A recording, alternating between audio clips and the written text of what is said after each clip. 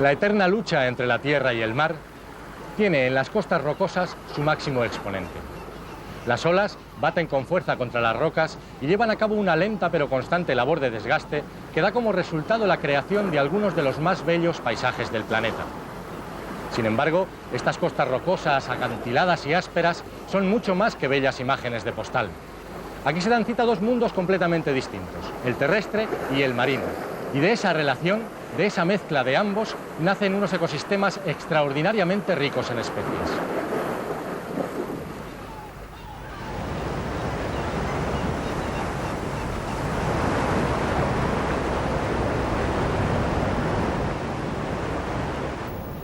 Una de las características de muchas de las costas rocosas que rodean los mares del planeta es su incomodidad.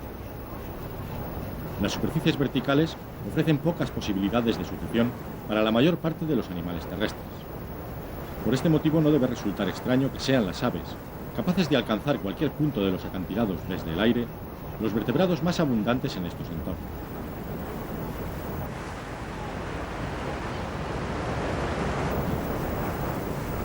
Entre ellas destaca la presencia de las gaviotas. Estas aves, dotadas de una enorme capacidad de adaptación, han aprendido a aprovechar perfectamente todas las posibilidades, tanto alimentarias como de espacio, que ofrecen estos ecosistemas.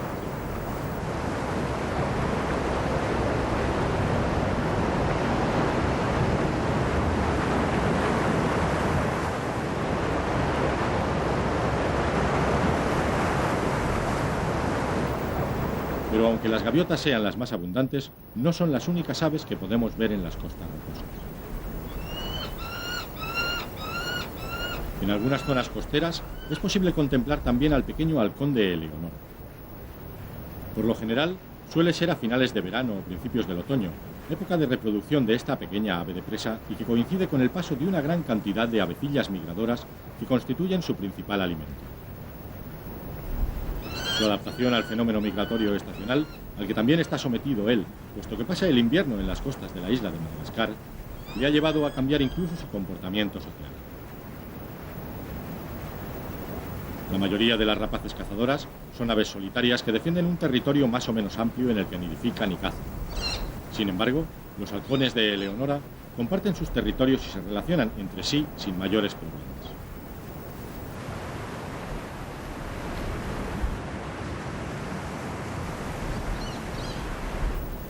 Esa adaptación social al medio se refleja con especial claridad en zonas como las escasas charcas de agua dulce cercanas a los acantilados.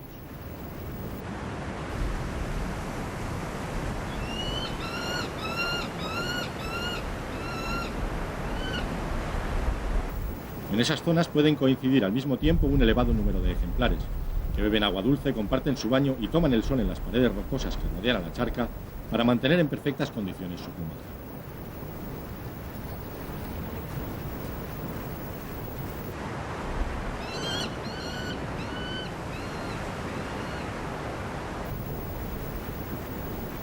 Mientras los halcones de Eleonora toman el sol y esperan la llegada de los migradores, otras aves, mucho más adaptadas para la vida en el mar, se reúnen en grandes bandos en espera de que desaparezca la luz del sol.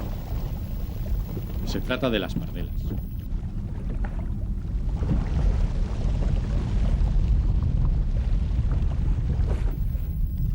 Estas aves marinas, extraordinarias voladoras, pasan la mayor parte del año en mar abierto y únicamente utilizan las costas rocosas durante su periodo reproductor.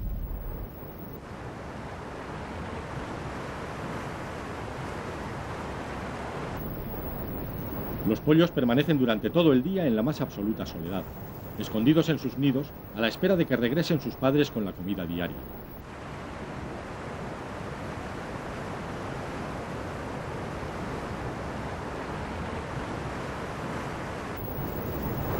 Eso sucede durante la noche. Es entonces cuando los adultos regresan a las cuevas y oquedades de los acantilados en los que han instalado sus nidos.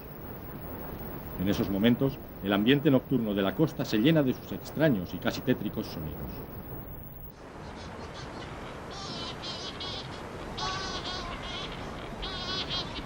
A diferencia de los halcones, las pardelas beben directamente agua marina. Eso es posible gracias a que poseen unas glándulas especiales que se llaman glándulas de la sala.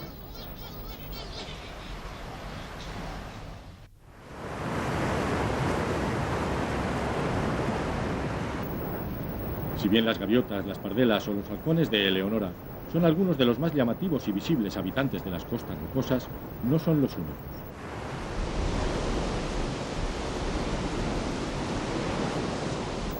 Ni siquiera los más importantes en este singular ecosistema.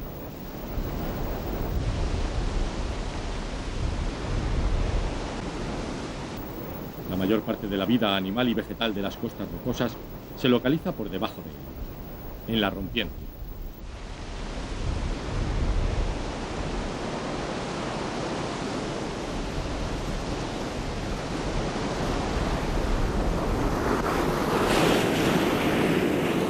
Vivir en las zonas de rompiente es duro, muy duro. El movimiento es constante y solo los organismos que disponen de algún sistema de fijación, de agarre a la roca, son capaces de resistir unas condiciones tan extremas. Pero entre las rocas rotas y desgastadas existen zonas protegidas de la rompiente. Esa protección, sin embargo, no impide que el agua siga entrando, que las olas sigan llegando hasta allí, de manera que tanto el oxígeno como el alimento son abundantes.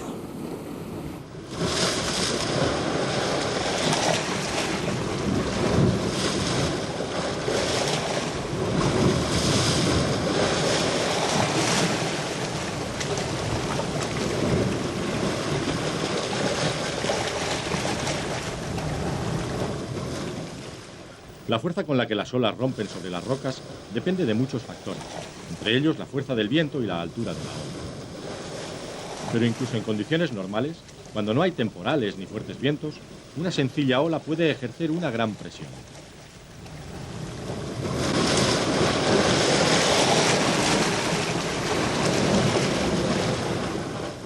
Resistir a esa fuerza es uno de los retos a los que se han tenido que enfrentar los organismos que viven en estas zonas.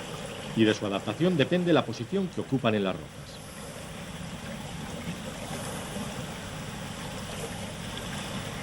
Algunas algas que habitan en estas zonas de rompiente son capaces de aferrarse a las rocas con una enorme fuerza, mientras que por otro lado son muy flexibles y se doblan en la dirección de la corriente para evitar que las rompa en pedazos. Existen especies que reciben el nombre de algas calcáreas porque han llegado a elaborar una dura cubierta de carbonato que protege al alga del rozamiento provocado por los materiales que arrastran las olas. La protección que ofrecen esas algas resistentes permite que entre sus frondes, entre sus ramillas, crezcan otras especies de algas mucho más frágiles.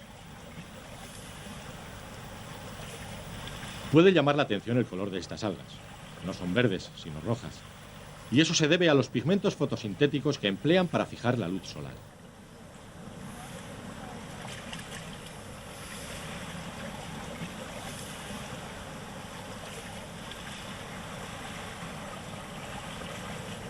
Pero no son solo las algas las que han hecho frente a la fuerza del agua.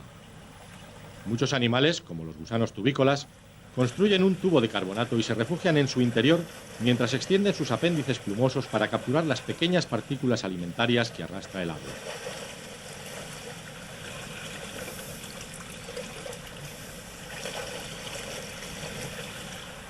La necesidad de desarrollar estrategias y adaptaciones de sujeción al sustrato queda patente en el cuerpo de un sorprendente crustáceo, la caprela.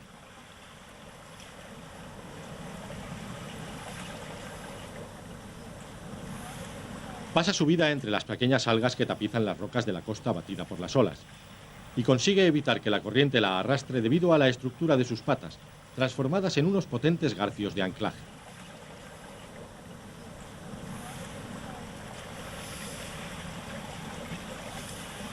Gracias a ellas, la caprela puede deambular por entre los filamentos de las algas, incluso cuando el mar está batiendo con fuerza. Y solo será arrancada de su posición cuando la fuerza del agua logre arrancar también a las algas en las que habita.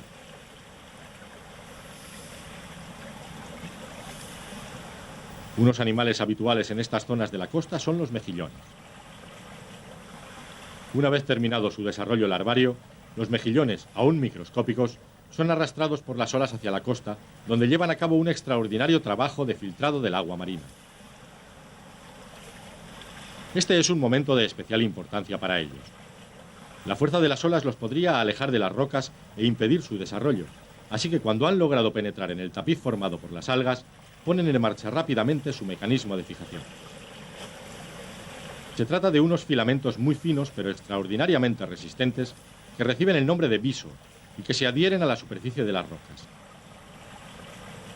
La resistencia de estos filamentos, aparentemente frágiles, queda patente cuando comprobamos lo que cuesta arrancar con la mano uno de estos animales.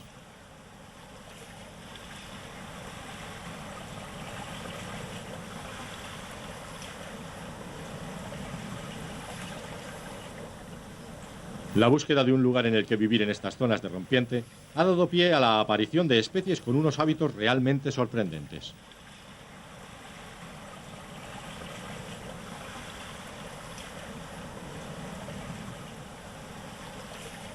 Ese es el caso del cangrejo de los mejillones, un minúsculo cangrejillo que vive en el interior de las conchas de los mejillones y las almejas, donde encuentran no solo refugio, sino también alimento.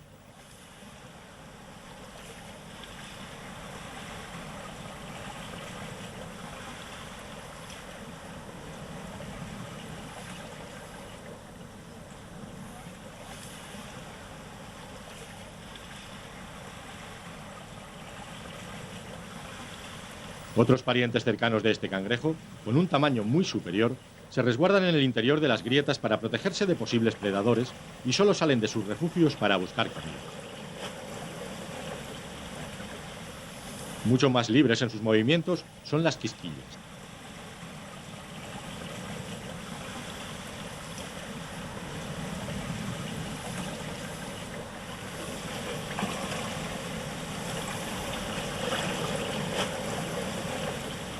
Estas pequeñas gambas son muy abundantes en las charcas que quedan entre las rocas de la costa, donde se alimentan casi de cualquier cosa, desde algas hasta carroñas de otros animales.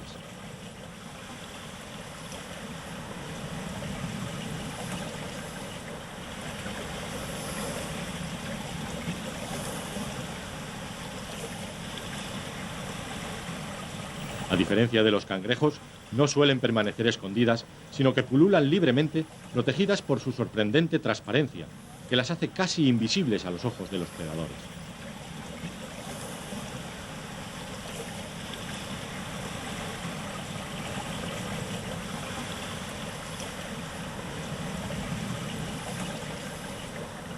Es precisamente esa estrategia, la de pasar inadvertido a los posibles predadores, la que han desarrollado otros habitantes de estas zonas, y entre los maestros del camuflaje destacan los blenios, conocidos también como burritos.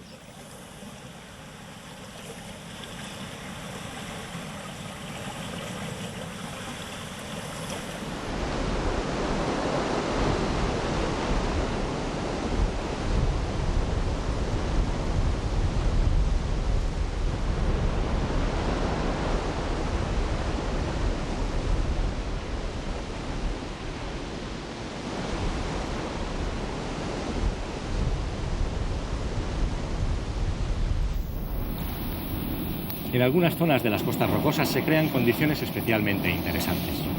Eso sucede, por ejemplo, en charcas ligeramente alejadas de la rompiente. Aquí, la renovación del agua es mínima y el sol eleva su temperatura varios grados por encima de la temperatura del agua del mar. Fue en pequeñas charcas como esta, en el océano primigenio, donde los científicos creen que se dieron las condiciones necesarias para el nacimiento de la vida en nuestro planeta. De eso hace ya varios miles de millones de años, y sin embargo, estas pequeñas y tranquilas charcas siguen albergando formas de vida muy especiales. Estas charcas reciben el nombre de intermareales debido a que es la subida de la marea o la llegada de grandes olas lo que permite que exista agua en su interior. El oxígeno, tan abundante en la rompiente, puede llegar a resultar escaso aquí si el agua nueva tarda en llegar y el sol la calienta en exceso. Por fortuna para los habitantes de estos entornos, las algas son unas extraordinarias productoras de oxígeno, y son ellas las que mantienen unos niveles adecuados de tan necesario elemento en el agua. Para muchos de los animales adaptados a vivir aquí, como los caracoles marinos o los cangrejos ermitaños, las algas son también una importante fuente de alimento.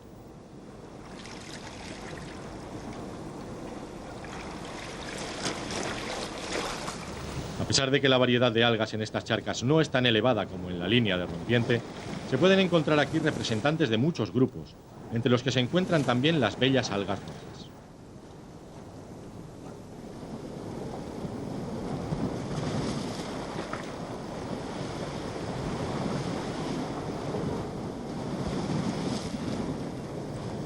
Incluso es posible descubrir algas que viven libremente en el agua, sin aferrarse a la roca y que han llegado arrastradas por las olas. Entre ellas destacan las diatomeas, capaces de desplazarse lentamente por el sustrato, y dinoflagelados que forman parte del plancton marino.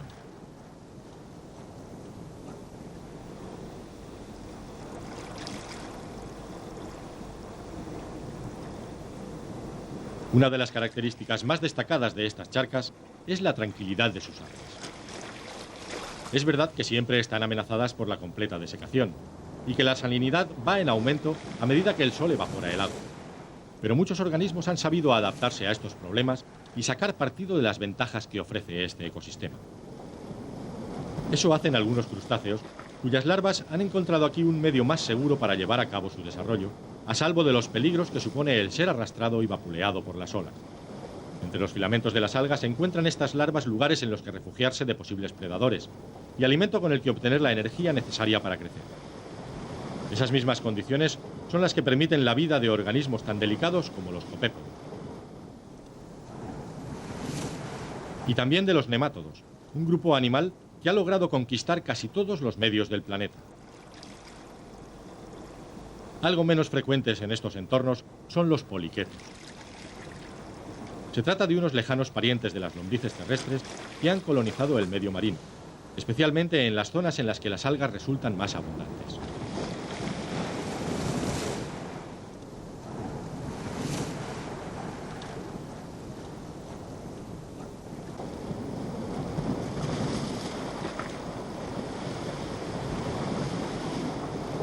El nombre de poliquetos lo deben a la presencia de un buen número de pequeñas espinas llamadas quetas, casi transparentes, que aparecen formando grupos a ambos lados de su cuerpo, en el extremo de unas protuberancias que hacen las funciones de patas.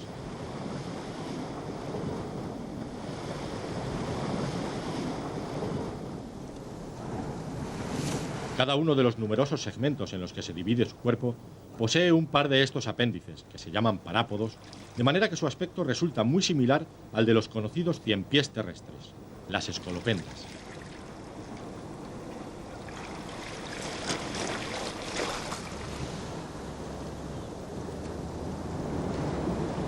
Existen alrededor de 8.000 especies de estos gusanos y entre ellos hay una gran diversidad de formas.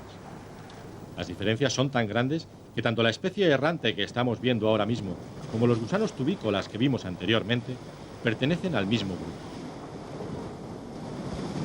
Estos poliquetos errantes, llamados así porque son capaces de desplazarse con facilidad por entre las algas, son unos voraces predadores dotados de unas mandíbulas muy potentes que permanecen escondidas en el interior de su cuerpo y solo aparecen en el momento de capturar a sus presas.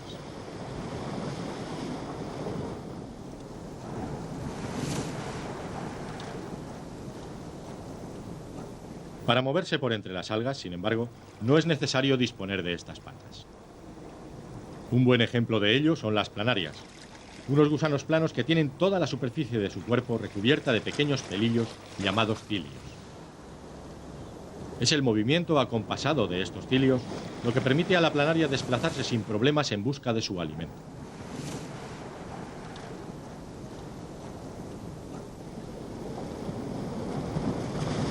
Pero los cilios ofrecen poca fuerza de sujeción, y en ocasiones las planarias se ven arrastradas por las corrientes de agua que crean otros organismos de mayor tamaño, entre ellos las pulgas marinas.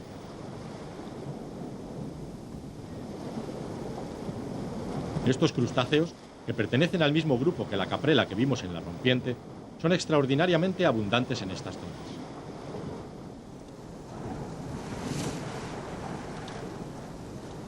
Aquí encuentran una gran cantidad de comida, fundamentalmente algas, y además son capaces de soportar relativamente bien la disminución de oxígeno que sufren estas aguas retenidas en las charcas.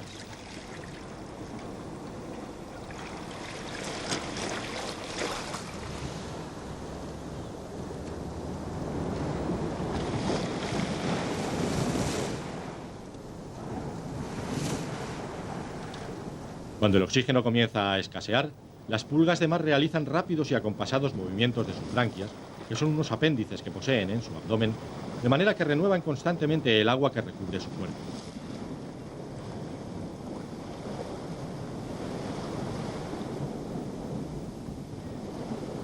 Si la situación se hace especialmente peligrosa, estos crustáceos no dudan en abandonar la charca y desplazarse a saltos por las rocas hasta encontrar otro lugar más adecuado para seguir viviendo.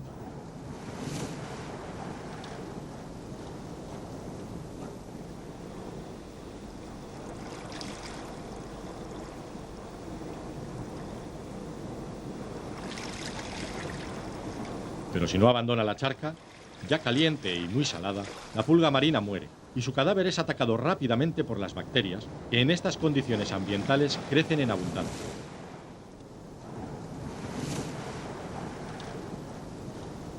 Y atraídos por el crecimiento de las colonias de bacterias, aparecen en escena los especialistas en alimentarse de ellas, los ciliados.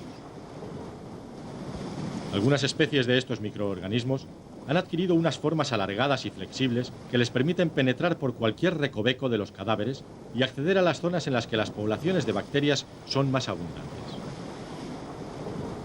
El desarrollo de sus poblaciones, sin embargo, está limitado en el tiempo, sobre todo si la charca en la que viven se encuentra alejada de la rompiente. En esos lugares, si la subida de la marea o una ola con la suficiente fuerza no renuevan el agua de su interior, la mayor parte de los organismos que habitan en ella acabarán muriendo. El incremento de la temperatura del agua y su rápida evaporación hacen que la sal comience a cristalizar.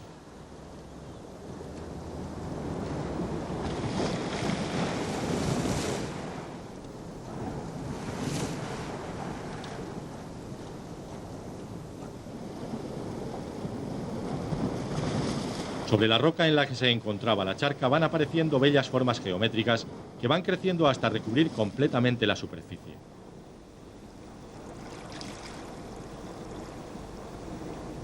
Y allí donde antes había existido una rica comunidad de organismos, aparece ahora una blanca e inerte costra de sal que solo desaparecerá cuando el agua de mar vuelva a rellenar la cubeta.